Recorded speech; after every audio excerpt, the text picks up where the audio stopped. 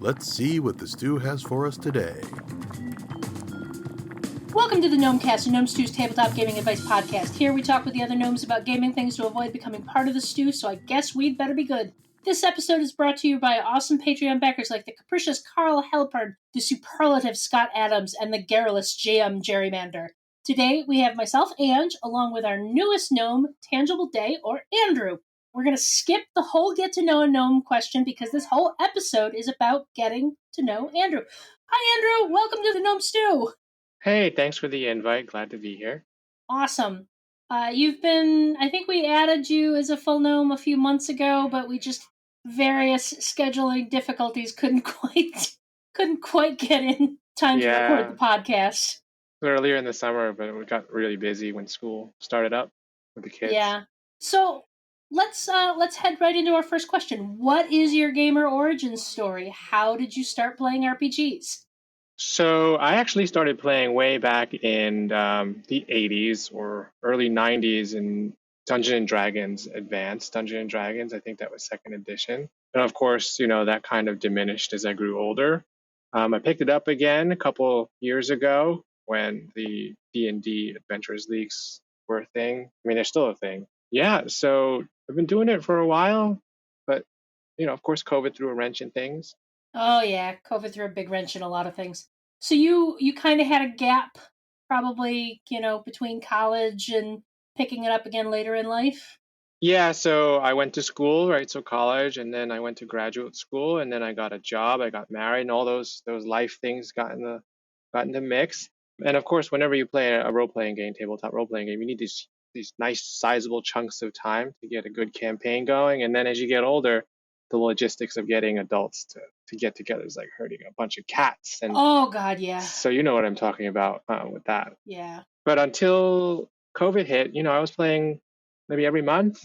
We were playing Pathfinder was my game with a bunch of friends here up in Connecticut. Very cool. Now, have you done much GMing, or do you stick to being a player most of the time? I enjoy being a player because I like engaging in stories that I don't know what's coming. When you're a GM, you know everything, right? You have the entire script in front of you. Well, that's the illusion. Kinda, right? I guess, right? But I like the adventure part of discovering what's next and kind of having a story unfold before me when I'm playing. I also like the character development, like trying to find out who this character is as I'm playing the game. Also, GMing is a lot of work.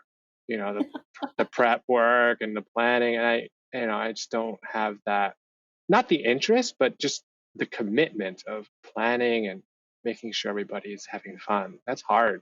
You have GM'd at least, once or twice though, and given it a go? So I have tried in the past the world building. Of course, I've worked from pre-written modules. I'm not the kind of guy who's going to write from scratch and create a new world. That's not even, that just conceive it from scratch, right?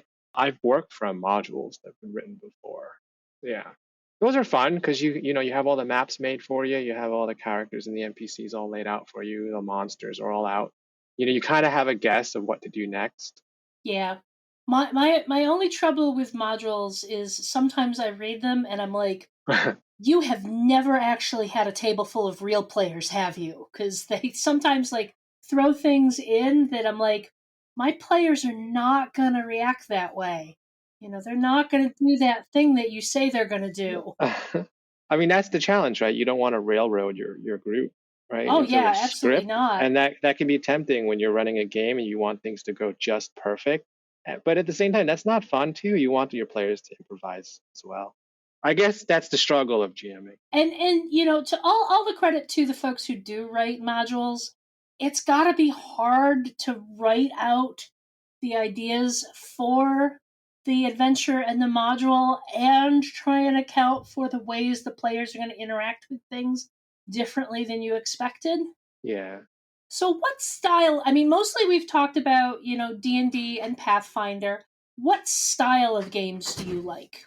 So I actually am a tabletop war gamer. That's my preference. I do like the RPGs. I like on there on equal footing, but I like games that are, when you say style, actually, let me ask you what you mean by style. Style can mean anything from the genre of the game to the mechanics of the game to the tone of the game. Okay, so mechanics, I like games that have. So Pathfinder, some would argue, is more mathematically oriented. There's a lot more statistics and a lot more, I don't know, numbers involved. Whereas D It's a and little D, crunchier. 5e, yeah, exactly. And then 5e is a little more intuitive, I guess is the word people use for around. I do like the less math-oriented types of games in terms of game mechanics. I like story-driven narrative games, co-op games. If you were talking about board games, I prefer Hmm. those kind of games. When it comes to RPGs, fantasy or sci-fi, I haven't played a lot of sci-fi RPGs. It wouldn't hurt to try, like Shadowrun's a big one around here. Hmm. Starfinder's emerging as the very popular sci-fi genre tabletop game around here. But most of my experience and so is in fantasy, the Tolkien-esque stuff, Yeah. dwarves, elves, and ogres and all that stuff. I've always liked those, the classic genres of fantasy and RPGs. Yeah, but as I mentioned earlier, I do like playing tabletop miniature games also because they're quick. Coming back to the whole time commitment thing, they're Hmm. quicker. I can get games in. But I also like those types of games where there's a very solid lore foundation, or the fluff behind it is intriguing to me. Examples like 40K Warhammer has a cool fluff background, at least in my opinion. I was a big War Machine Hordes player. Hmm. Privateer Press's game. Yeah, no, I guess I like a lot. I like a Yeah. lot of style of games. Yeah. You mentioned, like, the background, the fluff, the story that comes with a lot of games, and you mentioned Shadowrun, and Shadowrun is one of those games that I love the background story for that setting, but I've kind of gotten to the point where I don't want to engage with that level of crunch in the mechanics of a game. So I Yeah, totally yeah. get that, like that you can fall in love with the theming and the story of a game while not necessarily wanting to play that actual game. Right. So like just another example in terms of crunchiness. The Mech Warrior had a RPG. I don't know how old. I mean, BattleTech, the whole giant I never played robots. that one, but I've been playing since the 80s, so yeah, I I mean, remember that hearing was about that. all numbers, right? Just, I Hmm. guess. Yeah, you can get lost in it too much, a bit Well, it's much. it's like if you look at the history of role playing games, there was that period in the 80s and 90s before the World of Darkness came out where they were just trying to throw more and more numbers at the mechanics to basically make the simulation better, and kind of lost track of the story sometimes. I often joke that the sometimes the story in role playing games happened by accident in the 80s. Yeah, yeah. I mean, I remember the dice that you would throw back. They were like the 100-sided dice. I don't even Oh know if god. that's being used much anymore for different I things. don't. I mean, I get my percentile dice out in D and stuff like that, but the Do you remember that those? The golf ball 100-sided D dice. 100 was. Yeah, and they used to like rattle, like baby rattle. They had Uh little huh. beads in them. Yeah, I remember. And it would just roll forever. Exactly, the You couldn't. You 100-sided had. die. You just roll off the table into the next room and still keep going. They were fun though. So you mentioned, miniatures games, and the first couple of articles you wrote for us talked about minis and the visuals of gaming. So you've done a fair amount with miniature painting and all of that too, right? Yeah, so that was another part of the hobby that I really enjoyed is just painting up the miniatures for these tabletop games and the terrain. Some tables are full of these dungeon, the sewers underneath this giant city, and that would be these 3D printed or 3D sculpted scenic sets were just fantastic to me, right? I really was into the scale modeling aspects of these different games. And the miniatures themselves are just fun to work with. I mean, I guess there's a whole hobby into this that I really enjoy as well. Hmm. And I really like writing about it as well. Now, because you don't GM, but you do a lot of work with miniatures and terrain and stuff like that, do you end up providing a lot of that for your game masters? So when I did play, I was doing quite a bit of 3D printing, and I had 3D printed miniatures in our games. Um, and in terms of painting, I've done some painting for games. Sure, yeah. I mean, the players that I played with also liked painting as well, so they Ah, all did their own things, and they all had their own personalities in it, their own little takes on things, how you painted certain things, how you kit bashed your own miniatures to have certain weapon attachment. We got all into that, so at least my group did. We should totally pull you and Chuck in for a conversation about terrain and miniatures and all of that, because Chuck's done a lot of articles on paper terrain and throwing together all sorts of stuff out of found materials and all of that. Oh yeah, like the whole papercraft hobby is huge. Like the Cricut, they have these like paper cutters. So, how have you handled gaming in the time of COVID? Were you able to adapt to doing online gaming during the pandemic? So, I mean, I think I did a lot of what people did. We went online and, we played online video games. I played World of War. I picked that up again, Of course, I have kids, so my time is very limited.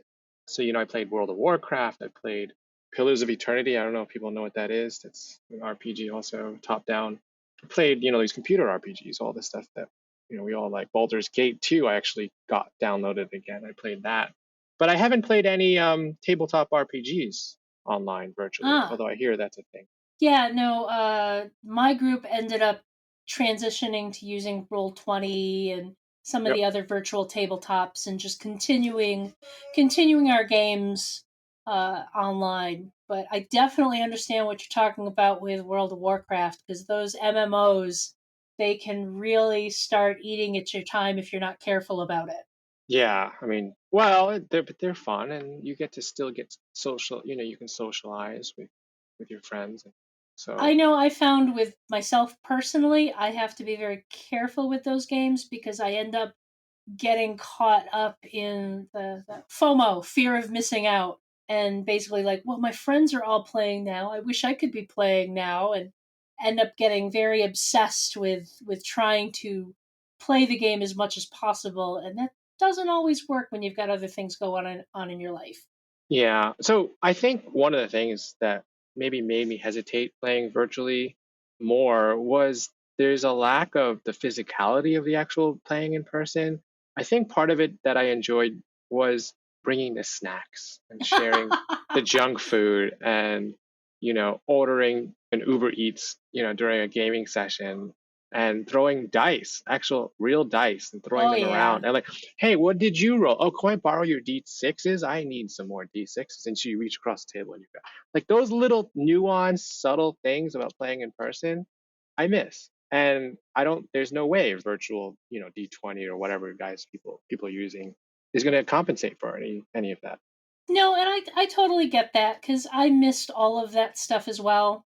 My personal group has gotten together twice this year, this fall, since we all decided like, okay, we're all vaccinated. We're going to get together in person when the opportunity presents itself. And we made a big deal about the food we brought and we're Yeah. sharing and just getting to see each other, pulling out the minis and all of that. At the same time, I'm very grateful for the ability to connect to each other virtually through Zoom, through Google Meets, through Roll20, through whatever. So we could, maybe it wasn't the full experience, but we still got to game with each other. And I know that helped for a lot of my particular group. But I totally get your position as well, because I have a lot of other friends who didn't really transition to gaming virtually during the pandemic. I mean, for sure. One thing I was actually talking with a coworker the other day about like how things have changed and stuff. But one thing that came up was, imagine how as bad as the pandemic is, right? Not to diminish how tragic it is for many people. If the pandemic had hit 10, 15 years ago, it would be way worse because we didn't have things like high-speed internet. We didn't have Zoom and webcams. Yep. We didn't have that capability to have this virtual life that we can have now Hmm. remotely. So if anything, we're kind of fortunate we can be online, Yeah, it helped basically being able to maintain those connections and all of that. right? Like imagine we got cut off in the 90s like this. Oh Wow, God. right? What would you do? I mean, dialed up, AOL. I'm aging I myself. I'm mean, dating myself. I got most of my gaming in the 90s from Dark Mushes and Online? Muds. So I Muds. probably Wow. would have kept doing that, but Oh, that's a new conversation. Muds. Oh my goodness. Text-based RPGs. Oh, yeah, those are fun, dates me a lot. right? Before EverQuest came out. Ooh. I did do EverQuest too. Anyway, so what made you start wanting to write about games? I actually have another blog where I write about the miniature painting because I'm actually a commissioned miniature painter. I actually paint as a service, and I wrote there, and I realized this is more about the hobby side Mm-hmm. the miniatures, but there wasn't a lot of space for me to talk about things related to the actual gaming, especially RPGs and stuff. Mm-hmm. So I just went online and I stumbled upon Gnome Stew. Like, you guys have a huge gamut of different articles and resources for the tabletop gamer. And I was like, just kept reading through, like, hey, I would like to write about this where because it doesn't fit in my blog. And I figured, Mm-hmm. hey, I think you were one of the people I talked to earlier on about pitching a story for Gnome Stew. I think my first article was about photography. You know, Yeah. how to photograph your gaming session to create a, kind of a good narrative or an after action report for your gamer group, which I did for various things. And I found that fun. And I found it refreshing not having to write for my own blog Mm-hmm. where there's a lot of pressure. I wanted a different audience and it was refreshing because I had a new audience to write to who weren't just hobbyists and miniature painters. And also let me connect with the community of gnomes too, which is awesome. Yeah, no, I want to say the blog started in 2011. So 10 years at this point. I started in 2014. Okay. But there's, a decade's worth of articles about gaming and GMing and all of that in there. So yeah, I can definitely see the shifting from focusing on just miniatures to focusing on other aspects of gaming, and having that different audience. So what type of articles can our audience look forward to from you?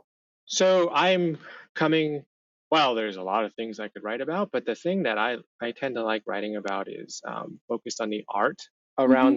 around the miniatures, but just also around the games themselves. I have a lot of hobbies that are kind of peripheral to gaming, the painting of the miniatures, taking pictures of the games, the various technologies that revolve around gaming, 3D printing, virtual reality, right? So, VR is an emerging technology. That's a game changer, right? Being able to play RPGs in the virtual space. Mm-hmm. So any article, I mean, you can expect articles from any of those different spaces, I think. I enjoy writing about that stuff. And I think there's a lot to explore there with just, even just looking at the idea of 3D printing and the fact that you can design your own miniatures on something like Hero Forge and just get the file to 3D print it yourself. Oh, Um, yeah. Yeah. I mean, like, of course, I am very open if there are particular articles or topics that, the Gnome Stew community wants more of. I could look into seeing if my expertise can fill that little gap. Feedback from any of you guys, yeah, feedback from the readers. That's all very helpful. I'm very responsive. You guys leave comments. I'll see them right away. yeah, absolutely. Leave comments if you want specific articles. Yeah, and I'm happy to check it out and see if that's something I would be able to write about. So I think we've had a chance to get to know you pretty well, so we may as well start getting out of here. This show is funded by the Gnome Stew Patreon. You too can become a Patreon backer by following the Patreon link on the Gnome Stew website to the Gnome Stew Patreon. This ad is brought to you by the Nomadic Author Creator. Need some new gnomes to add fresh new content to the blog? We'll just use our Nomadic Author Creator. Toss in a bunch of gamers and out pop a new author to write. Results not guaranteed. And hey, just as a heads up, folks, the Gnomecast is going on a holiday hiatus. So this is going to be our last episode for 2021, and we will return in 2022 on January 19th. If you're enjoying the Gnomecast, you'll probably like many of the other Misdirected Mark shows. Here's one to check out. Mastering Dungeons, RPG veterans and game designers Tios Abadia and Sean Merwin look at the game and the hobby of D&D from a variety of viewpoints, reporting the news, understanding the business, reviewing the products, and illuminating the design. Whether you're a fan, a player, a DM, or a designer, Sean and Tios cover topics of interest to you. You can find all of us at gnomestew.com, at Gnomestew on Twitter, and Gnomestew on Facebook. Andrew, where else can we find you on the internet? I am at tangibleday.com. That's my blog, as well as Facebook, Instagram, and Twitter. Awesome. And you can find me on Instagram and Twitter as Orikes13, Orikes13, though Twitter is pretty dormant and Instagram is mostly pictures of my cats. So, I think we can say we've avoided the stew this week because you are a pretty new gnome and you're probably not ripe yet. Thanks for the invitation.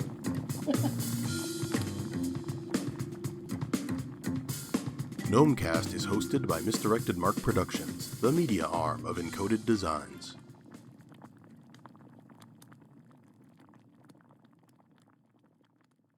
Oh, you might want to edit that part out.